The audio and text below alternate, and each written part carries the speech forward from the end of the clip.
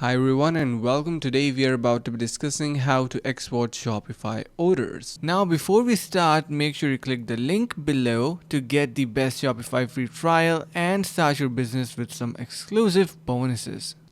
Okay, so this is pretty easy. Simply head over to your orders section and then you're gonna simply click onto this export button and make sure that every order have the detail that you required once it is being exported, like for example the order number, the delivery date, and amount. So everything should be pretty good according to your needs. Nothing needs to be let's just say fake or anything like that. So make sure to have an overview on your orders. Once you want to export them, click on export. You have different options. If you want to export current page, all the orders basically, or you can go for all orders and you can select some orders and export them.